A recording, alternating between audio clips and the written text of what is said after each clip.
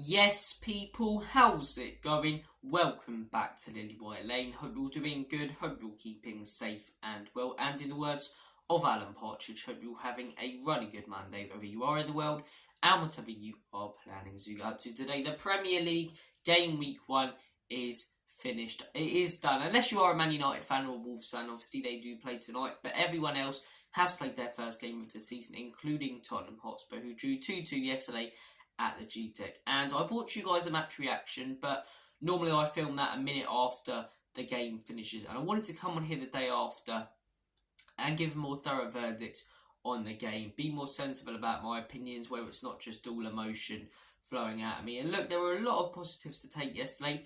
There are also a fair few negatives. There's a fair few questions that our Spurs fans can ask and will ask coming out of that game. And the first one, I think, is, do Tottenham Hotspur need a striker? And I would say so. I'm not expecting Richarlison to bag 30 goals or 25 goals a season like a Harry Kane would, but I at least want him to score 10 to 15 with the players around him. And can I even see him doing that? Probably not. The guy looks so lost in there, like he did last season. I know we're only a game in, but even in pre-season he's looked lost. I think he found his level when he took on Sea Lion Saders. And yeah, I'm really not impressed with what I'm seeing with Richarlison. He looks so lost. He had a couple of opportunities yesterday that he should have done better with. I'm not a huge fan of the guy. I'm really not a huge fan of the guy. And it's not a case of as if, okay, you know, he hasn't been given the opportunities. You know, whip the ball into him, give him a chance and he'll bury it. No, we've seen him pre-season and even yesterday, he doesn't put away his chances either. And yeah, I'm not impressed by Richarlison. I think Spurs do need that out-and-out striker, someone like a Vlahovic who can come in and do a fantastic and phenomenal job in that Tottenham team who's young. If it's not Vlahovic, I'm open to Gift Orban. I play Gift Orban over Richarlison. I think the guy's prolific, powerful, a much better striker than Richarlison is. But look, those are my thoughts and opinions. A lot of people go, oh, Brazil's number 9, but I've got to be honest with you guys, I don't care what he does for Brazil. I care what he does for Tottenham. He's great for Brazil, granted, but Lo Celso for years was great for Argentina and crap at Tottenham Hotspur. He's not adapting well to Premier League football at the highest level. I say that because when he's playing at Everton, the expectations aren't necessarily there that are there when you're playing for Tottenham Hotspur. And yeah, 1 goal in the Premier League all of last season when he was getting a fair bit of game time. 3 goals in all competitions. I've not been impressed with the guy. And yesterday, I think he needed to really make a mark if he wants to consistently play games. And this is my issue.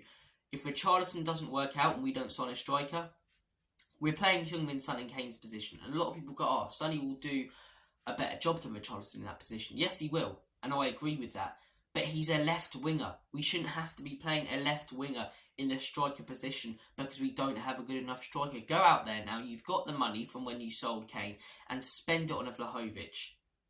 Try looking at all these top strikers. Granted, a lot of them will probably say no because of the position we finished in last season and the position Tottenham Hotspur in now, and the fact it's a transitional year and a lot of them want to win now, which isn't going to happen right now at Spurs. But go out there and test your strength.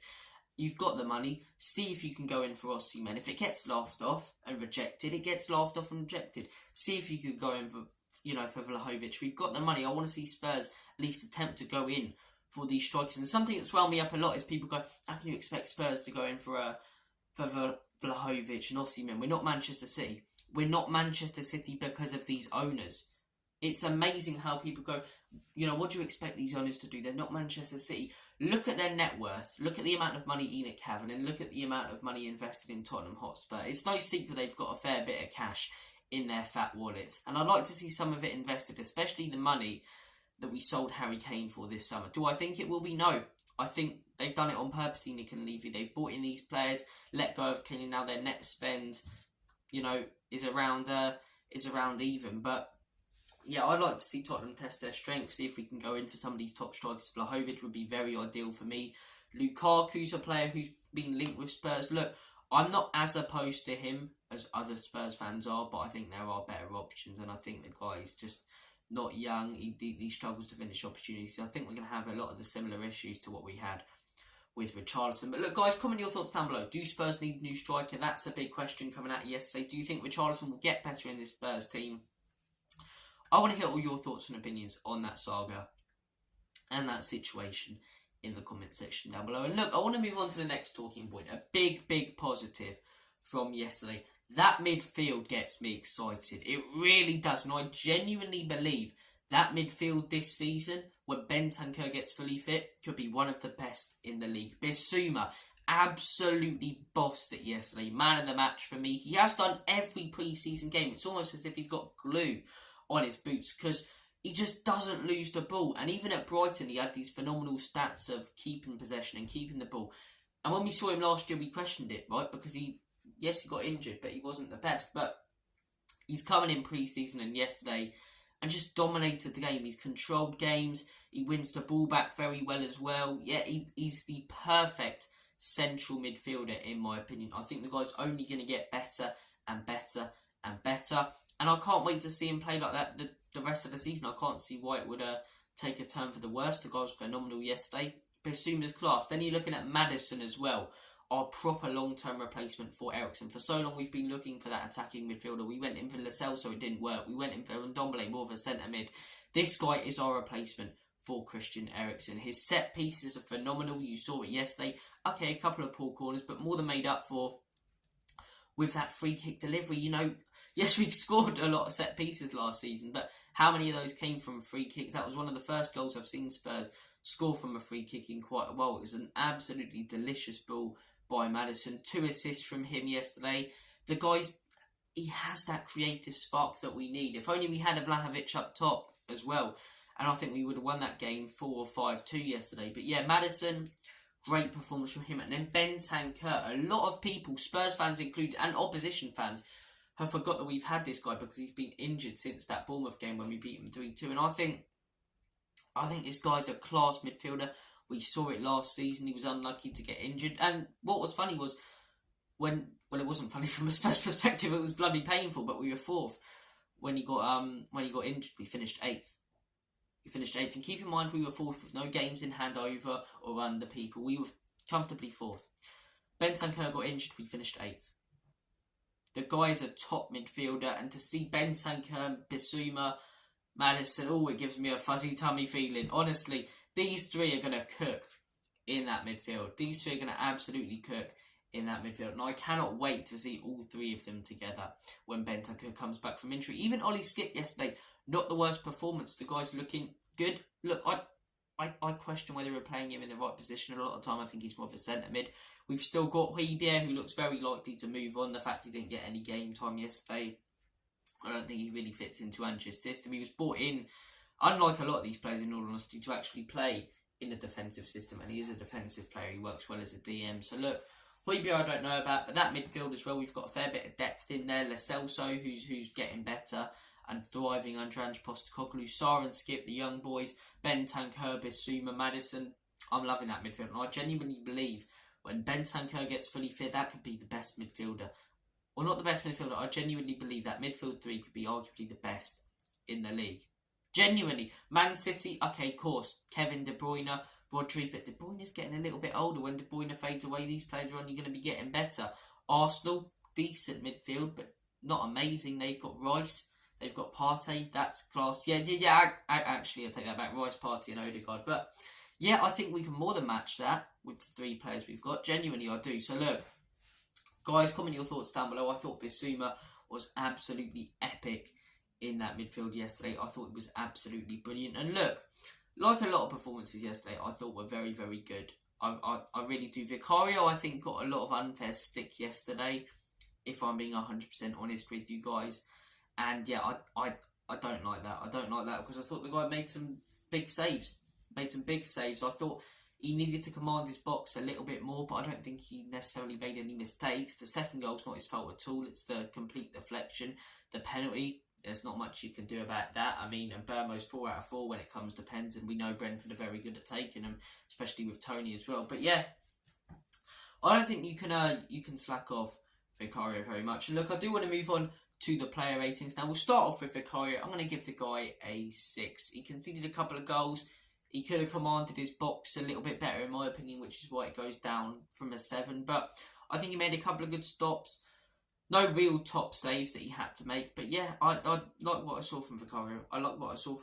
Hopefully he develops. Playing out from the back as well. The guy looks so much more comfortable than Lloris.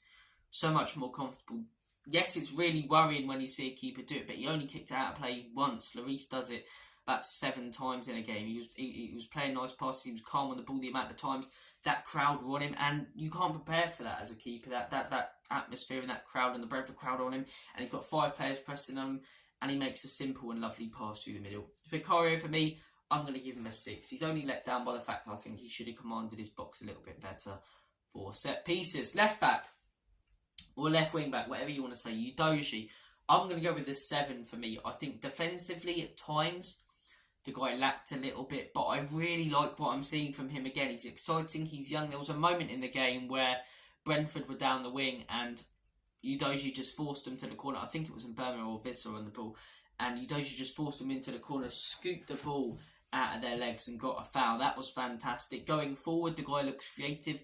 He's not really a crosser of the ball, not really a crosser. Perisic is much more of a crosser, but yeah, I really like what I'm seeing from Udogie. He's forward thinking, he's pacey, he's powerful. He's only going to get better, only going to develop. And for a first Premier League game with the pressure on him there, I like what I saw. I really like what I saw. He's a young boy, only going to get better. Yeah, very good performance yesterday from Udogie. Centre backs, Van den Ven, 7. I think Mickey looked very, very good. When you consider that he came into the team, half fit yesterday, and I didn't expect him to start. I thought it would be Dyer or Sanchez or someone like that. And the fact he did, I was slightly surprised. But when you consider half fitness, I thought he looked really good. He steps up a lot from defence, which I like. Someone who's fairly aggressive like Romero, but also not going to fly in with a stupid challenge. He steps out of defence a fair bit. The second goal, I've seen people criticising him for that. I don't know what they're on about. It's a deflection that could happen to any player, and has happened to the best players and the best defenders in the world. I really don't know what more he can do there, but for a debut, yeah, I like what I saw. A couple of good defensive headers from Mickey as well. Mickey Van den Ven, for me, nothing too special, nothing bad either. I'm going to go with a 7. Which is just above average for me, just above average. And look, move on to the next centre-back, Mickey Van den Ven. We'll start off with Romero. He was on the pitch for 10 minutes. That's enough to give him an 8 for me. Those 10 minutes, he was fantastic. Strong tackles, good header. A lot of people questioning why Postecoglou brought him off. He said post-match it was because of the head injury. I think that's the right decision. I think managers ought to do that more. I think he cracked down on it. And if he would have continued playing him, maybe we don't have him for the next few games of the season. So look, I think it was the right decision to bring him off. But for the 10-minute cameo we saw of Romero, he scored a goal. A fantastic header. It was a great delivery from Madders, but a fantastic header. A couple of good tackles. 8 out of 10 for me. 8 out of 10. His replacement, Sanchez, I'm going to go with 8. I'm going to go with a 6 out of 10. Both goals, he's not fully at fault. There's another man who will get to it in a minute who's also at fault for them. He's not fully at fault, but he does have a part to play. Just completely outpaced and rinsed by Burmo in that centre, especially for that second goal, and when they nearly made it 3-2 and Burma missed it's pretty much an open goal as Vicario was on the floor.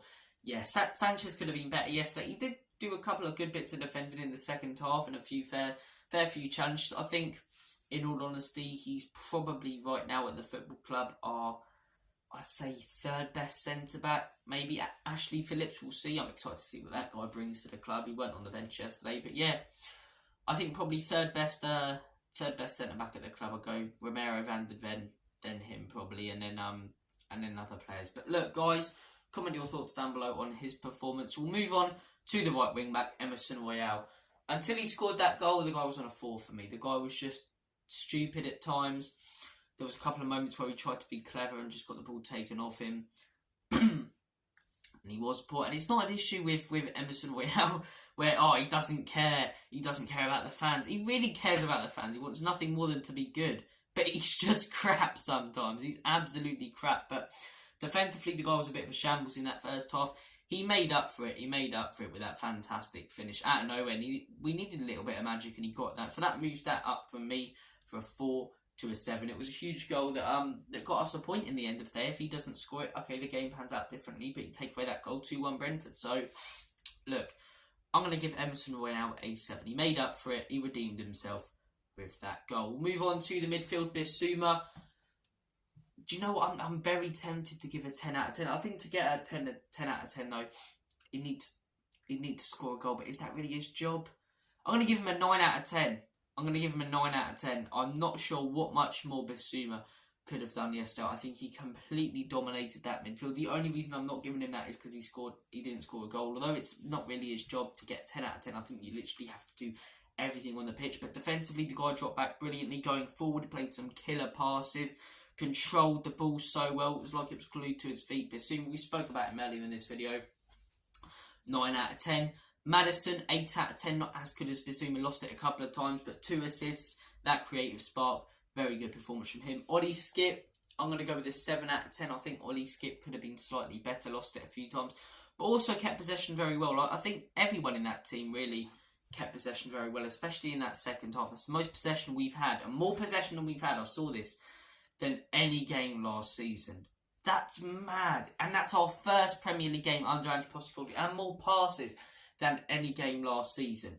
That's insane, and this is our first game under a new manager, and it's only going to get better as these players develop more and more into his system. So look, yeah, Ollie Skip, I'm going to go with a 7. Front 3, Heung-min Son.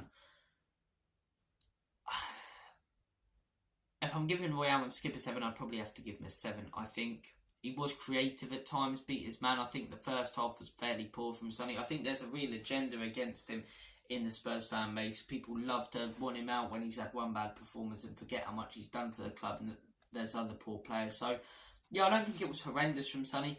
I think one issue with him right now is he's constantly got his back to goal, which is a bit of an issue. He needs to he needs to be turning a little bit more and turning to that Sonny that's you know, changing the ball onto the outside of his boot and whipping it into the top corner.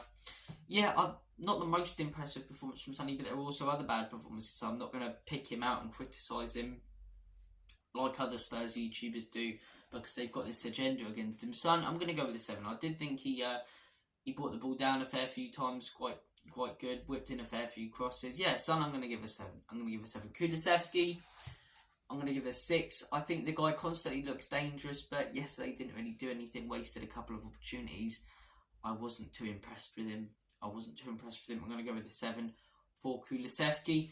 Richarlison, 4. I really weren't impressed. I think every time he got the ball, he could have done it better. Every touch of the ball that he had was a loose touch. He only had that one good chance where we should have done a little bit more.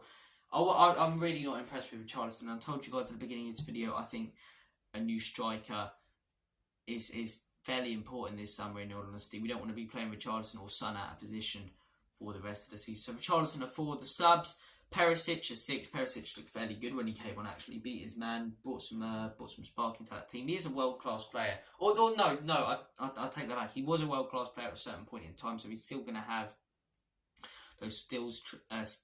He's still going to have those skills, tricks and class in his book. So Perisic, I'm going to go with the 7. I thought it was good from him. And yeah, those are your player ratings, people. Those are your player ratings from yesterday. But look, lots of positives to take. Ange ball, lots of possession, lots of chances. I like what I'm seeing, lots of passes. And yeah, we'll move on to next weekend against Manchester United. I like what I'm seeing. And one more thing I want to comment on as well. Just a couple of things I really like from this man. The way he handles himself in the media has been fantastic. But before the game, when the players do this, and Ange said it wasn't him, I think it was. You know, gets the players to run over to the away fans before the game kicks off. Every one of them, clap them, and then do the team talk in front of the away fans. When do you see any team doing that? And I like that. I like it because I think as fans last season, yes, we know it wasn't mainly the players' fault. A lot of it was down to all of it was down to the ownership last season for not backing Conte with the players he wanted then. But I think that connection between the team and the fans really wasn't there last season. It really wasn't there. And I really appreciate the players trying to get it back. And they're already starting to. You can see the fans were so optimistic, so excited yesterday. Got really behind the players. No booing whatsoever, even when we went behind. Because they believe in what they're seeing. They believe in the football that we're going to play and that we're trying to play. And that's only going to develop more and more. And this football's only going to develop more and more. And yeah, I really like that. Even after the game, the players were clapping the away fans, don't get me wrong, but Ange Postecoglou comes over to them and apparently he said, do it properly. I love that.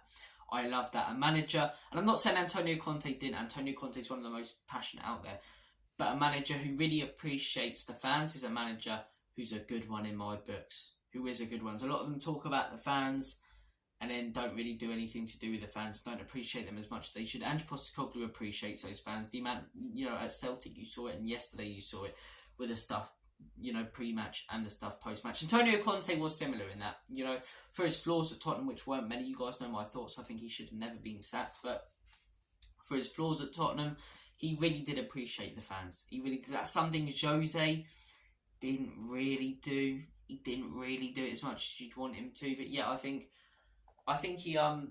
Conte did it as well, appreciated the fans a lot, constantly clapped them before the game for singing his name and after. And you can see the same with Ange Postecoglou. I like the little chant before the game as well. Seven Nation Army came on. I think we found our chant. Ooh, Ange Postecoglou. Ooh, Ange Postecoglou. I love that, man. Absolutely love that. Look, big Ange ball at Tottenham Hotspur. Very good result in my opinion. It's such a tough place to go. A place where Man City lost last season, a team that did a double over Man City. Man United got battered there last season, Liverpool lost there last season, Chelsea lost there last season. It's such a tough place to go, and to get a point there, I think is a very good result. We move on to our first home game where we'll be rocking against Manchester United. Thank you for watching this video. Take care, all the best, have a smashing rest of your Monday, and as always, come on you Spurs. I said in Conte we trust, long gone Conte, in Big Ange we trust. Love